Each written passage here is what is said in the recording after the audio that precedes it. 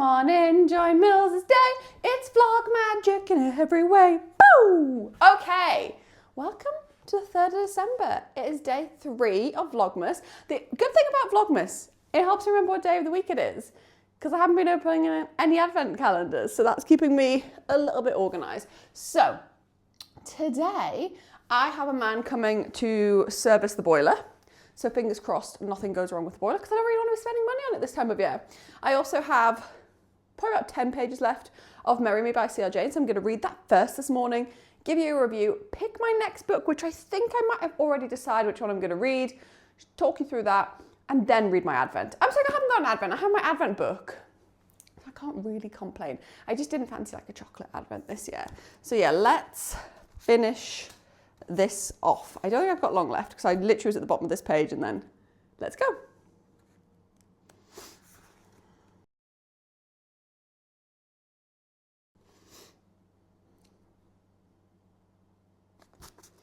Oh, they're so cute to each other. Oh, 1 year later. Oh, I quite like when you get 1 year, especially when it's a standalone at the end of the book. You need a 1 year later because you don't always know what's happened. So I like that.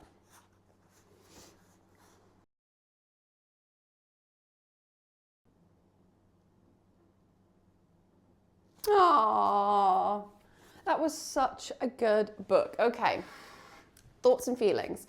It's a little bit different to other books I've read, because normally you get like an enemies to lovers situation when it's second chance romance, but these two don't hate each other. What she's done is she's left him because he was going to Hollywood to become a big time actor, and she's like, well, you can't wait around for me, kind of thing.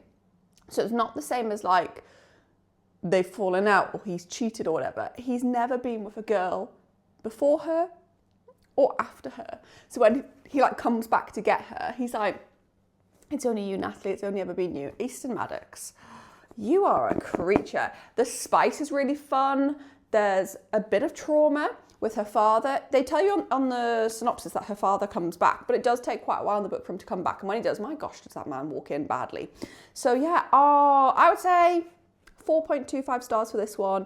I absolutely loved it. I really enjoyed the concept. I think it's a really good book. It's not too Christmas heavy. Obviously the wedding's set around Christmas and there's a Santa bit and there's like a few nods to Christmas, but you're not, I've read a few books where they shove Christmas down your throat. You're not getting Christmas shoved down your throat. So I really like that aspect. Really like that aspect. And I like the little text messages. The text messages weren't with him. They're with her friend group, which I like because they weren't there in person. Obviously, they're not going to be at the wedding, so they still represented like her sounding board. I really enjoyed that. I have a really cute bookmark as well. It says, Santa, fill my stocking with books. So I've been using this bookmark because it's Christmassy. But yeah, 4.25 stars. Book 1 of The 10 Before the End done. Let me get my books because I know which one I'm picking next. Because I've got 2 by this author, I think it's only fair that I read one of them next. And that is Beautiful Graves by L.J. Shem. So this is about a girl who's lost her first love, goes to Salem, meets another guy. I'm really excited to read this. Really, really excited. It's an indie published book from L.J. Shem, which is very unusual to get as well. Montlake is the American indie version. So yes, we're going to dive into this. I'm going to go upstairs and read my advent calendar for the day, and I'll take you along with me on that. See you guys later. Okay. Heart for Christmas, day 3. So I was downstairs and I thought I'll try and open it. I need to film how I'm opening these because I'm doing terribly. So we are on to day 3. You can tell how it's going, it's not going well. I've had so many people commenting on my TikTok to say that there's still mistakes in this book. I have seen the one on the back now that says not going to let her. I have seen that now. Does it bother me? No. I imagine, I don't mean this horribly, but I imagine Simon & Schuster had to kind of rush getting this out because not only has an author got to write a book, they've then got to split it into the design. Like this would take a lot for the printing place to work on. So it's going to happen. But if you have got paperback, you have got a fake. So that's worse. That's where it's worse. Okay, so where we left off, she had met her best friend's brother. Obviously, she'd known him years ago. I think she has a bit of a crush on him. So we are going to start 3rd of December, see if we get a little bit more romantic interest going on. You start on page 37, and I'm going to guess we're going to go 49. Oh yeah, so 12 pages. I think it's going to be 12 pages every day. So that's quite nice because it's not, do you know what? It's not too much to read, but it's a good amount that you're like, oh, I've read a little bit, I've read something, but it's not going to like hurt you to read 12 pages every day. For some people, that's quite a lot of pages, but the writing's big, it's super easy to read. Like for a kid at 14, I think the 12 pages is a good amount. And is it because there's the 12 days of Christmas?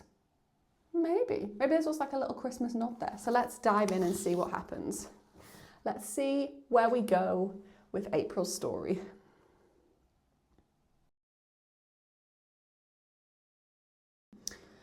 I think because she's not been well, she's finding social interactions with people so hard because I think her mum's kind of locked her away and hidden her from the world. So she is finding that really hard. So when people are being nice, like, oh, do you just want to get coffee? She's deeping it, like she's going full anxiety mode in her head.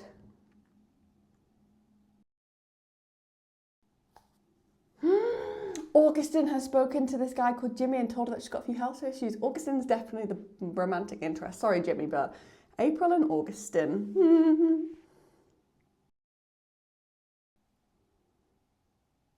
Okay, so her best friend likes Jimmy. That's good, because then Jimmy's still going to have somebody, and she doesn't have to feel guilty for like not being friendly with Jimmy. But her best friend's like, go tell Jimmy I'm single and get a photo of him for me. Hilarious. Jimmy isn't single? That's so funny. So Augustine's walked her home, and at the end he's like, do you like Jimmy? And she's like, oh, I don't know why you're asking me that. Why are you so curious? And then he goes, Jimmy isn't single, bye! He likes her. Oh, that's the 12 pages done. That's so cute. I actually think, like, normally I read a lot of spice and dark romance. It's quite nice. I actually should probably use the bookmark that they've given. I've just realised there's a bookmark. It's quite nice reading something a little bit softer and having just a small, it's not too much. 12 pages every day of something a little bit softer is nice. I am going to treat myself to a ruler because this didn't work either. This is a metal bookmark. Someone on my TikTok said metal bookmark, and it didn't work. But oh, I love it. And it's called Heart for Christmas because obviously she's had a heart operation. Oh, it's just so good. It's so good. I think you can get this still. I've seen people say you can get like in the Works or Asda or things like that if anybody wants to get it because you're not too far behind. Now we have Beautiful Graves by LJ Shen to dive into. Oh, I'm so excited. So this is 300 and let me have a look. Oh yeah, 367 pages, goes right up to the end. They say first loves are often the ends of one innocence. Those words couldn't ring truer for Evelyn Lawson, whose first brush of romance came with heartbreak, and the thing that seemed to follow her everywhere she goes, death. After a tragedy, Evelyn loses all she cares about, her dreams, her family, and her soulmate Joe. Guilt-ridden Evelyn decides to isolate herself in Salem, Massachusetts. A shell of the woman she once was, she takes her days one at a time, careful not to allow herself the joy she believes others in her life were robbed of. But when the mysterious, handsome Dominic storms into her life, it becomes more difficult to stay in solitude. Evelyn is on the cusp of reinventing herself once again when the old wounds of her past are resurrected, rawer than ever. There is nothing worse than being in love with two men, especially when one of them hates you. I can't work that last bit out. Is he coming back from the dead? I don't know. I feel like I'm reading into it too much and it's not going to be the case. So yeah, I'm going to go start reading that. I really want to go for a walk, but it is currently exactly 7 a.m. now. It's pitch black outside, like so dark. And obviously I've got to stay in between 8 and 1 today for the boiler to be serviced. So I will get a walk at lunch, hopefully. I've got a lot to do this afternoon, so I'm hoping I get a walk in today. I need the fresh air. I need some air, but it's too dark to walk right now anyway. So I'm going to go and do half an hour of reading of this and I'll let you know how far I get. See you guys later. Okay, so I read the first chapter of Beautiful Graves by LJ Shen. I'm a little bit confused. So in the prologue, she is at a funeral, but at the end of the prologue, I'm tabbing this one. I've got my tabs ready. I'm gonna tab it. She says, "That's not wrong. I have no idea what I'll do because even in the best of times, I've always been torn between the man I'm about to bury and the man standing behind me." And I'm like, what does that mean? Then we dive into part 1, which is the first chapter that I've read. She's in Spain, in Europe. She's called Evelyn, but she gets called Eva, and she's with her best friend Pippa, and they are on holiday in Spain, having a holiday in Europe. But yeah, very confused at the prologue. Is it foreshadowing? I don't know. I'm loving it though. I love everything LJ Shem. I just find her so easy to read. It's gonna only be from Pippa's point of view, not Pippa, Eva's point of view, because there's nobody's name on the chapters. So that's my only downside. I do like a dual point of view, but maybe we can't have a dual point of view because there's too many people or they're trying to hold some suspense. I do not know, but I'm gonna keep going with this and really, really enjoying it. So if you haven't picked this up, I would, because so far, I'm only a chapter in, but I feel like it's gonna be a good one. She designs headstones as a hobby. I've never heard of that being a hobby before. Okay, so she's met this guy in the first chapter called Smoker Dude, and she had a bit of a connection with him, but she left the pharmacy because she thought that her friend was flirting with him, and she just couldn't like put herself in a situation where anybody else was going to be talking to this guy. Like, she knew she liked this guy. Anyway, she's gone to Gran Canaria, nearly drowned, and somebody pulls her out of the water and saves her, and he is Joe, who is Smoker Dude. Literally halfway through chapter 2, and she's telling about her life, and she says she is an 18-year-old who designs headstones as a hobby, but don't think it's sinister. So yeah, okay. So Joe is going to be her first love, because we know she's going to meet someone called Dominic. It's good. It's good. So she's 18, Joe's 19. They've had a bit of a one-night fling on the beach. He's going to stay traveling around Europe for the next 4 months. She's going home back to America, and they're boyfriend and girlfriend. Oh, to be that age. To be that age. Boyfriend and girlfriend. I don't like Joe. I don't warm to Joe. He's edgy and eccentric, and I'm not edgy and eccentric. So I just think he wouldn't be the guy I'd be picking, personally. I think I might end up warming to him, but he's a little bit nomad, a little bit free spirit. He's traveling around Europe to write a novel. I can't cope. It's really sunny on my walk. I am finally out the house, which is so good. I feel like I cannot see you guys because I've got so much sun in my eyes. Boiler man has been, and he said the boiler was fine, thank goodness. So there's no extra hidden Christmas costs there. I mean, the boiler's fairly new, but I always get worried that I'm gonna have to pay, because you just don't know with these things. Like, I think he changed a fuse, but that was it.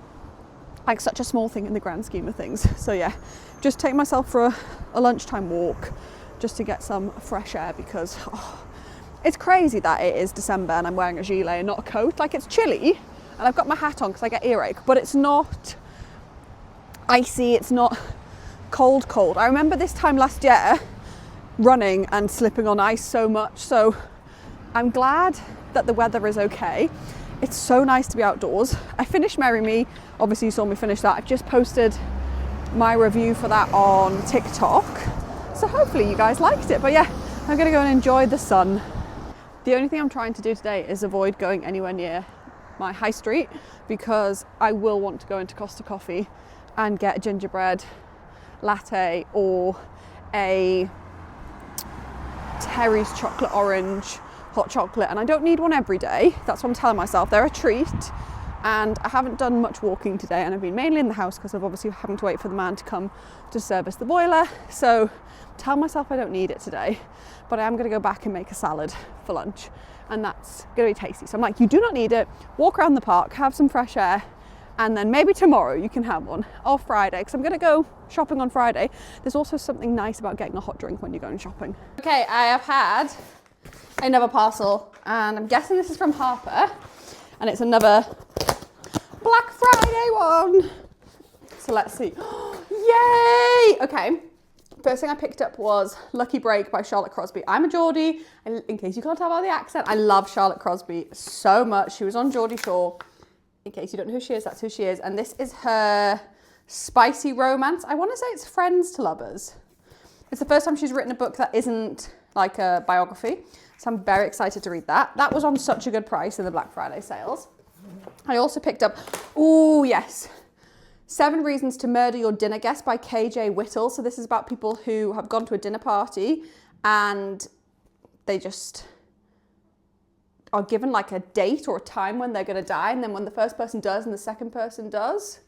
Sorry, that was a bit of a run off in the middle because the doorbell rang. I've got a parcel from Hachette. I haven't ordered anything from Hachette. It says books by Hachette. What on earth is in there? Okay, we'll open that in a second. I was just doing cute unboxing and that turned up. So yeah, when the people start dying at the right time and date, you're getting nervous because you know your number's up. I'm like, what is that? Okay, and then the final one is the Bookbinder's Secret by A.D. Bell.